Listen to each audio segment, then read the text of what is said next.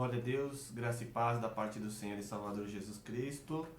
Eu sou o pastor Júlio Alexandre e esta é a live do Ministério Expressão de Louvor. Eu quero agradecer a Deus por mais um dia de vida, um dia em que nós podemos louvar ao Senhor, podemos dar a Ele a nossa honra, a nossa homenagem, podemos falar do amor dele para conosco, do seu cuidado para com as nossas vidas. E é por isso que nós estamos de pé, porque a grande misericórdia de Deus, ela renova-se todos os dias, né? E nos coloca de pé todos os dias e nos faz sermos pessoas vitoriosas em Deus. Eu louvo a Deus pela sua vida, louvo a Deus por você estar bem, né? Com a sua família, e que a presença de Deus não falte sobre a sua casa, não falte sobre o seu lar. Neste momento nós vamos orar, nós vamos agradecer a Deus por estarmos vivos, por termos a oportunidade de podermos honrar a esse Deus que é tão maravilhoso, de podermos honrar ao Senhor, que tem feito grandes coisas em nossas vidas. Vamos orar em nome de Jesus. Pai, nós te louvamos, Senhor, pelo seu amor, por sua fidelidade, por sua graça, meu Deus, pela sua presença que está em nós, pelo seu Espírito, ó Deus amado, que está em nossas vidas. Nós te bendizemos o nome, Senhor, ó Deus amado, bendizemos a tua pessoa bendita, e que o Senhor, ó Deus, não falte, e que a sua bondade nos alcance, meu Deus, e nos encaminhe a cada dia de nossas vidas, Senhor.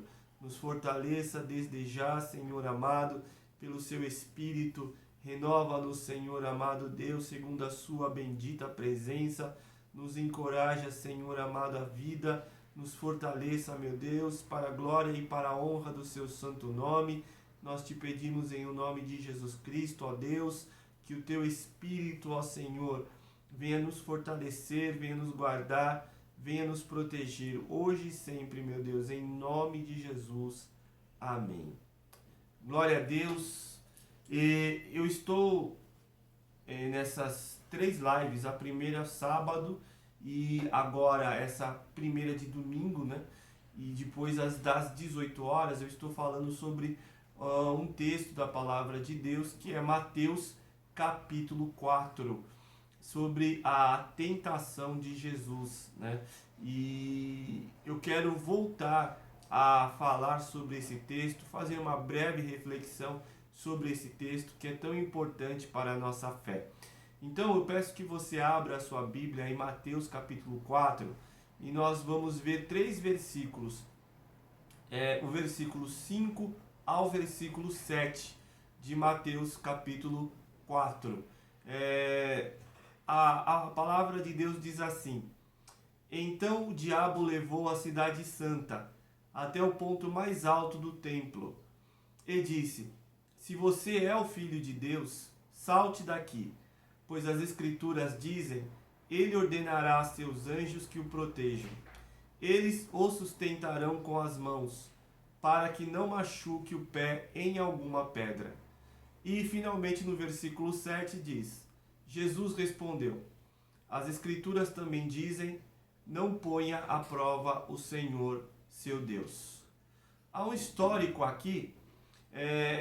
Jesus estava há 1 mês e 10 dias sem se alimentar, né? Então ele estava em íntimo contato com Deus, ele estava em jejum bastante prolongado, e ele estava muito fraco e frágil física e emocionalmente, né? E esta fragilidade foi ali o ponto em que o adversário ele quis investir. E nesta fragilidade emocional e física, porque por muito tempo sem se alimentar, Jesus estava vulnerável. Então ali o adversário iniciou a sua tentação. Até aquele momento, ele estava ali rodeando Jesus, né? Procurando algo que ele pudesse investir, porque o adversário sempre faz assim, ele procura uma fraqueza, ele nunca vai atacar a força, mas sempre a fraqueza, né? Para poder investir os seus ataques e para poder tanto derrubar, quanto desviar, quanto mudar, né, a essência do discípulo ou da discípula de Jesus. E o adversário então ele investe nessa vulnerabilidade do Senhor Jesus, né? Então, o primeiro ataque foi na necessidade que Jesus tinha de se alimentar, né? Então, ele disse para Jesus, ou assediou Jesus, e tentou induzir Jesus a fazer aquilo que ele queria, né? Então ele diz, ordene que estas pedras se transformem em pães, tá? Então o diabo ele está tentando no primeiro ataque induzir Jesus a não depender de Deus, a não depender do Pai e tomar o controle da sua própria vida, né? E a segunda tentação quer induzir a Jesus a chamar a atenção para si, né? É como se o diabo quisesse que Jesus focasse em seu orgulho em ser filho de Deus, né? Focasse em apenas o seu poder, esquecesse da sua, na primeira tentação, que ele esquecesse da sua dependência de Deus. E nessa segunda tentação, né, nesse segundo estágio da tentação, é que Jesus não focasse mais em honrar a Deus, mas honrasse a si mesmo, chamando para si a glória, o louvor, chamando para si a atenção, né, que era devida a Deus, porque Jesus ele veio para servir e não para ser servido, né? Ele entregaria a sua vida pelas pessoas, né? Pela humanidade, né? Esse foi o propósito de Deus, e Jesus estava rigorosamente cumprindo o propósito de Deus. Então, quando Jesus ele é tentado nessa segunda etapa da tentação, é como se o diabo quisesse que Jesus atraísse para ele uma honra, né, uma glória. E é interessante que essa tentação acontece no coração de Satanás, né? No coração, quando ainda ele era o querubim, né? O anjo criado para a glória de Deus, para honrar a Deus, né? Então esse desejo de chamar a atenção a si mesmo, ele fez com que o querubim, né? O anjo que estava diante de Deus, das mais altas ordens, né, dos anjos, ele se tornasse o adversário de Deus, né? Se tornasse o acusador, né, dos filhos de Deus, tá? Então ele quer induzir Jesus a ter esse mesmo sentimento, a chamar a si mesmo para uma honra, para uma glória, né? Uma glória totalmente egoísta, né? Uma honra totalmente egocêntrica, tá? E esta tentação, ela tenta tocar no orgulho, né? E na vaidade do ser humano em buscar para si reconhecimento. Nós estamos cercados de popstars, ídolos, de celebridades, né? De chamadas estrelas, né? De todo o ramo de atividade, né? Que gostam de honra a si mesmo, né? Que gostam de chamar a atenção para si. Isso é algo que acontece normalmente na nossa sociedade, né? Mas a honra devida nós devemos dar somente a Deus. Claro, gostar do trabalho de alguém, gostar, né, se espelhar numa atividade que alguém faça é uma coisa natural, mas ter uma idolatria sobre aquela pessoa, sobre aquilo que ela faz, aquilo que ela executa, é algo que está associado à influência do adversário, né? do maligno, que quer desviar o foco da honra de Deus para que o ser humano seja honrado e, por conseguinte, o próprio maligno seja honrado. Porque a Bíblia diz que a divindade deste século, né, o Deus pequeno deste século, cegou o entendimento, né? O diabo cegou o entendimento daqueles que não acreditam em Deus, né? Para que eles se afastem mesmo, para que eles estejam distanciados de Deus, né? E essas pessoas honram e buscam honra a si mesmos, né? Também na casa de Deus, né? Então, quando as pessoas se levantam por causa de uma habilidade, de algum dom, de algo, né, que chama atenção, e a pessoa ela não devolve essa honra a Deus, ela está caindo na indução do maligno. E é provável que seja uma fraqueza, e o maligno toma vantagem sobre esta fraqueza, né?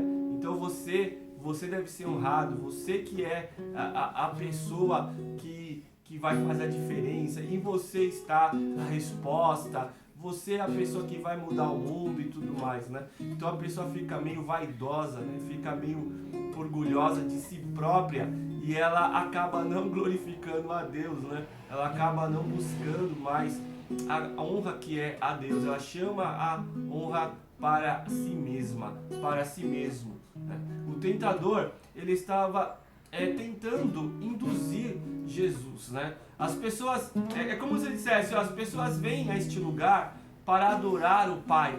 Atrai a atenção delas para você. Visto que o tentador, ele leva Jesus onde? No templo, né? No templo. Ou seja, Jerusalém era um lugar visitado por muitas pessoas. E o templo era o lugar de veneração dos judeus. Então as pessoas iam para lá para adorar a Deus, para cultuar a Deus, para entregar suas ofertas, as suas oferendas a Deus, tá? Mas quando Satanás coloca Jesus justamente no templo, justamente ali, né, em Jerusalém, ele está querendo que Jesus chame a atenção do culto, que é a Deus para si próprio, né? E Jesus não veio, claro que nós adoramos ao Senhor Jesus, adoramos a Deus, adoramos ao Espírito Santo. Mas naquele momento Jesus, ele estava debaixo da orientação de Deus. E quando eu digo que Satanás queria que Jesus chamasse atenção para si, é como se ele quisesse que Jesus criasse um culto rival, né? Um culto rival, né? Para Deus e para si. Você vê que nós adoramos a Deus, o Pai, o Filho e o Espírito Santo da mesma maneira, né? Não há rivalidade entre eles, não há rivalidade, né? Há, ao contrário, comunhão, né? Ao contrário, respeito, ao contrário da rivalidade, a honra entre o Pai, o Filho e o Espírito Santo. Mas o diabo queria que houvesse uma certa rivalidade, né? Então, se Jesus pulasse, né, que ele vai induzir Jesus a pular dali, ele atrairia muita atenção para si mesmo, tá? Então, o tentador estava induzindo Jesus a isso, ou seja, é como se ele estivesse dizendo: as pessoas deixarão de adorar o Pai e vão adorar você, né? Então, essa rivalidade que ele quer criar entre o Pai e o Filho é algo que as pessoas precisam tomar bastante cuidado, né? Para não criar um reinozinho próprio, né? Então, se falando, né, da casa de oração, não se criar as várias igrejinhas dentro da casa de oração, né? Não se criar, né, um evangelho próprio, não se criar uma mentalidade, né, onde Deus é excluído, tá? Então isso é muito perigoso. Por quê? Porque Deus deve ser glorificado. Há um só Deus, um só Senhor, uma só fé, um só batismo, um só Espírito e um só Salvador e Redentor da nossa vida, que é o nosso Senhor Jesus Cristo. Bom, ele diz para Jesus, olha, ele quer induzir Jesus, né? Na verdade, Jesus estava no deserto, mas de alguma forma ele leva, é como se Jesus aparentasse estar ali, né, em Jerusalém e no templo, né? Porque Jesus estava tão debilitado que ele quer induzir Jesus a esta glória, a esta honra, né? E ele disse: se você é o filho de Deus, salte daqui. Olha, o que o diabo queria? O diabo, ele sabia realmente que Jesus, se saltasse de lá, não ia morrer. Por que ele não ia morrer? Porque ele toca em uma palavra dos Salmos 91, que diz, né, que os anjos vão proteger você e você não vai se arrebentar nas pedras, né? Então, o diabo sabia que Jesus não iria morrer, né? Ele sabia que Jesus não iria morrer. E segunda coisa, ele sabia que Jesus saltando dali, as pessoas iriam ficar impressionadas, né? Então, o que acontece? Jesus atrairia para si, como eu havia dito, uma atenção indevida, né? Uma atenção que Jesus estava totalmente contra, porque Jesus levava atenção ao Pai, né?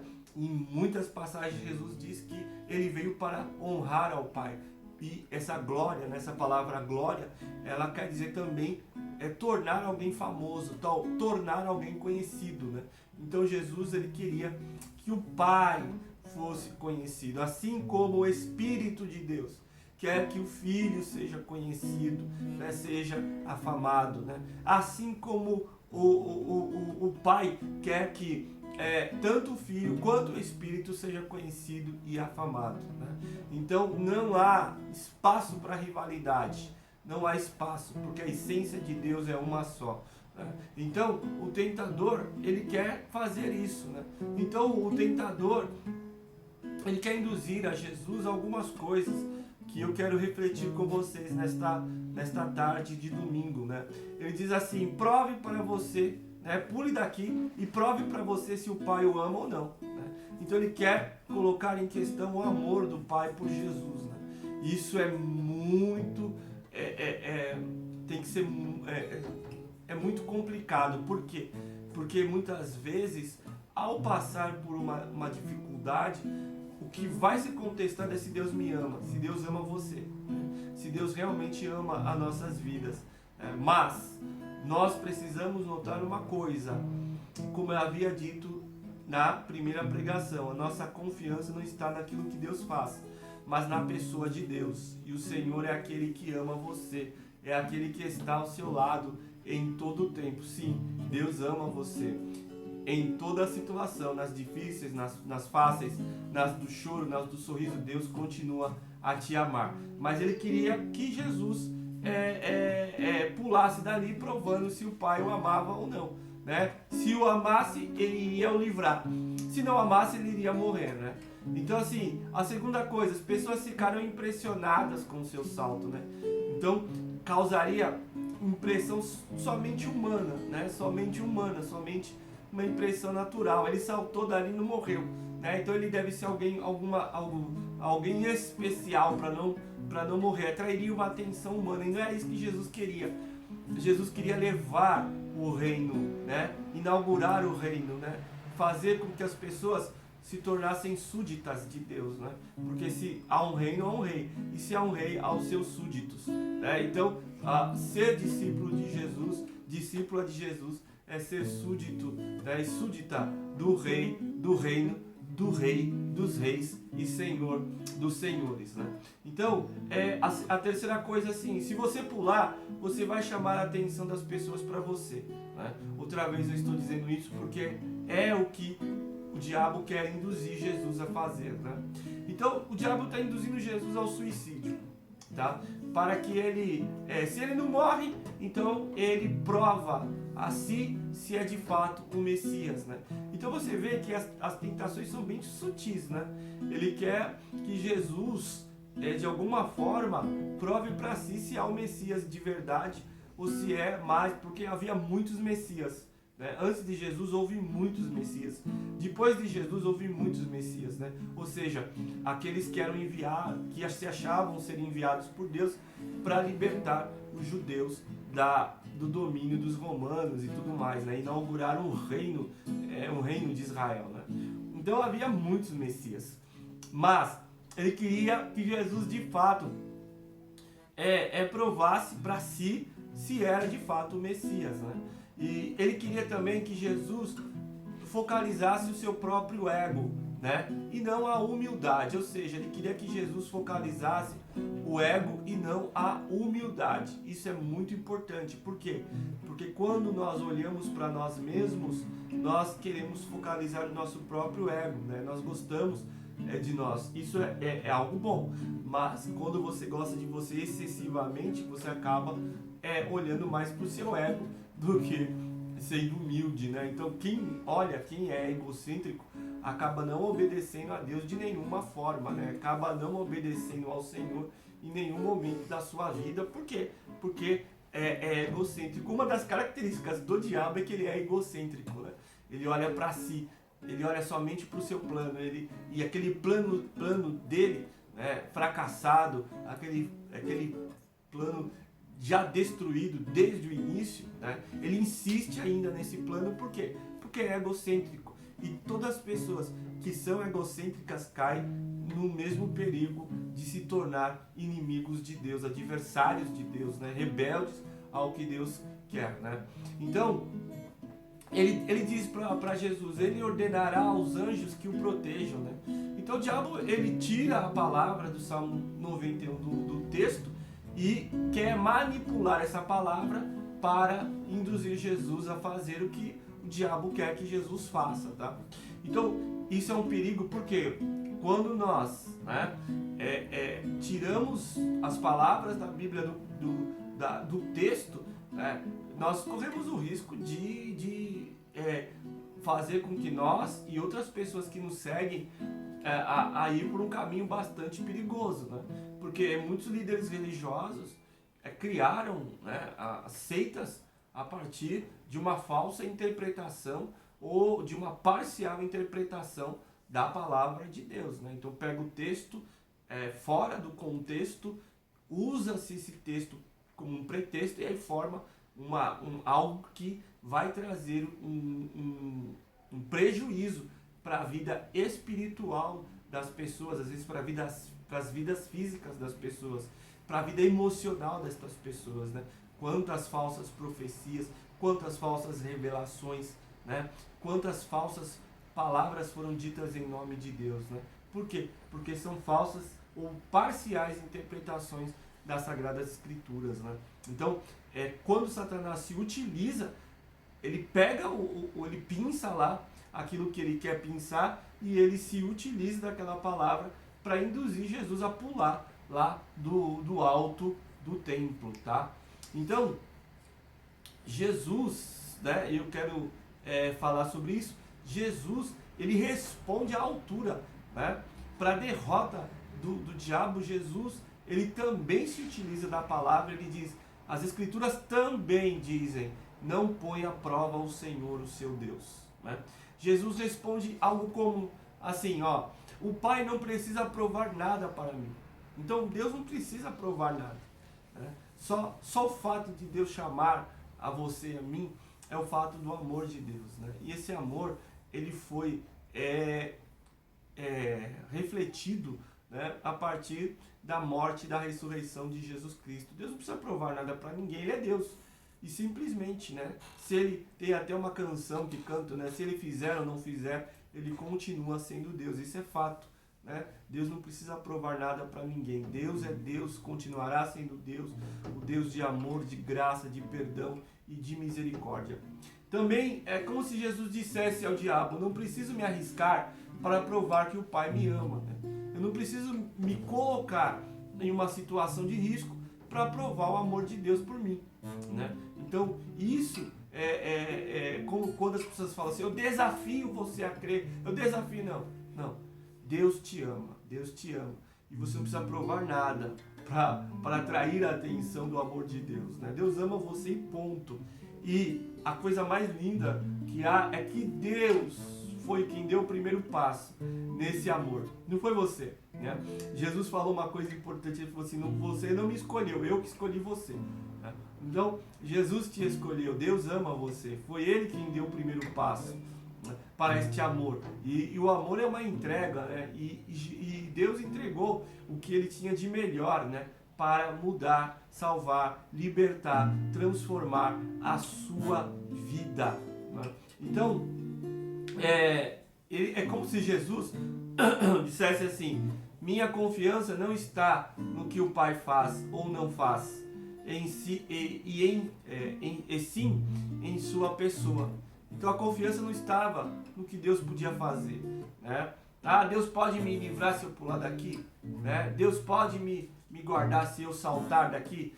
Podia sim, podia com certeza, né? Agora, Jesus não estava focando nisso. Jesus estava focando na pessoa de Deus, né? Ele estava focando na pessoa do Pai. Aliás, o relacionamento de Jesus com a pessoa do Pai é um relacionamento muito profundo, né?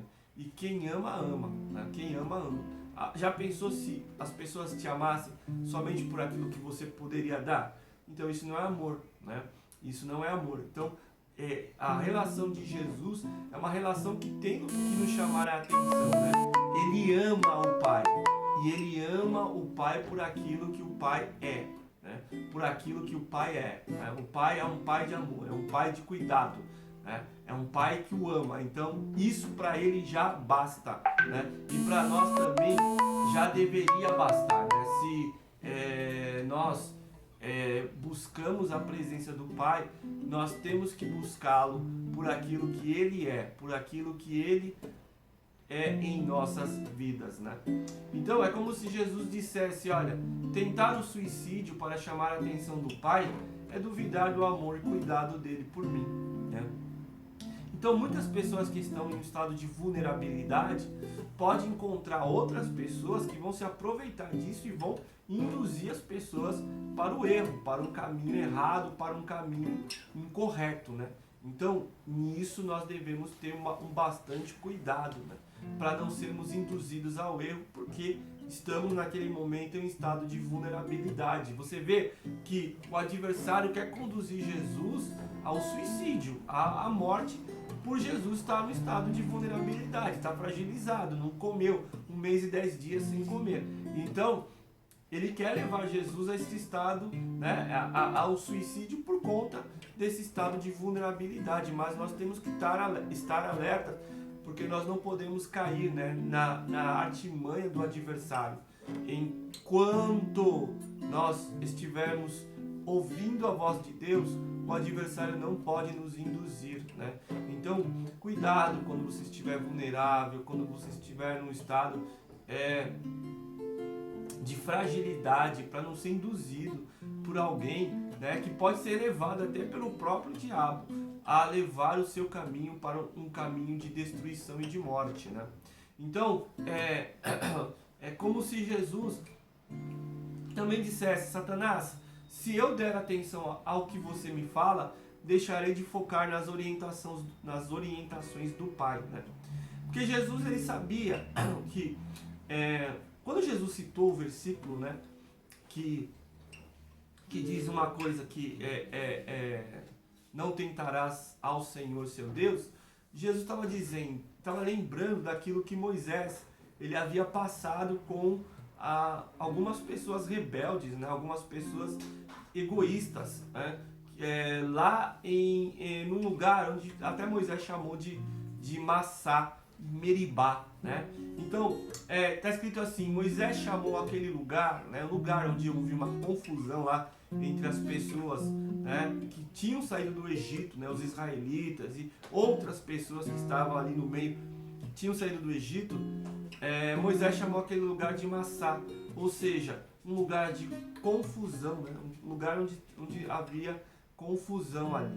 Então, Moisés chamou aquele lugar de Massá e Meribá, pois o povo de Israel discutiu com Moisés e pôs o Senhor à prova, dizendo: o Senhor está conosco ou não?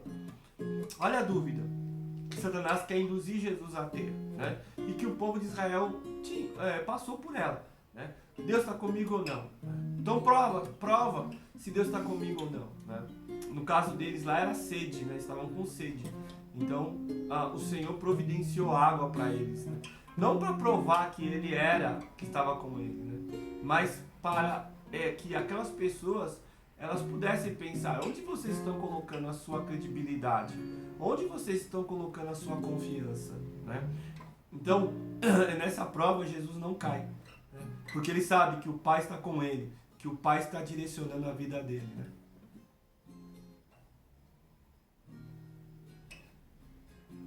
E eu vou terminar dizendo uma coisa importante, né? Jesus diz assim,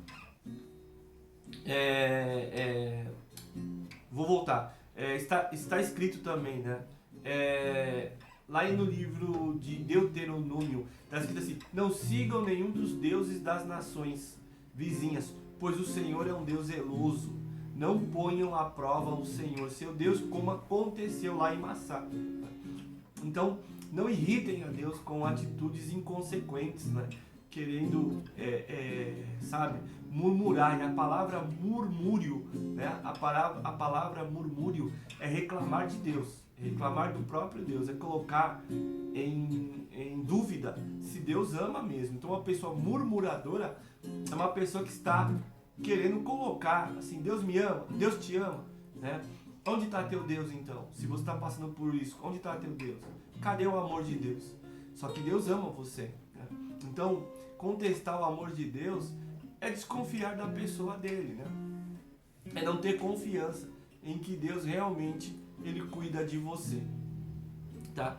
Aqui eu tenho uma versão que diz assim, ó, para a segunda prova o diabo levou Jesus à cidade santa, ele o pôs na parte mais alta do templo e desafiou-o. Já que você é o filho de Deus, pule. Para instigá-lo, o diabo citou o Salmo 91. Ele o entregou ao cuidado dos anjos. Tanto o protegerão que você não machucará nem mesmo o dedo numa pedra. Jesus contra-atacou com outra citação de Deuteronômio. Não tenha a ousadia de testar o Senhor, o seu Deus.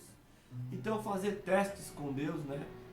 Deus me ama de fato, Deus me ama de verdade, é um erro que leva as pessoas a se afastar de Deus. Deus ama você sim, Deus ama a sua vida, Deus cuida de você. Problemas, dificuldades, situações difíceis que saem do seu controle, todo mundo passou, passa e irá passar na vida.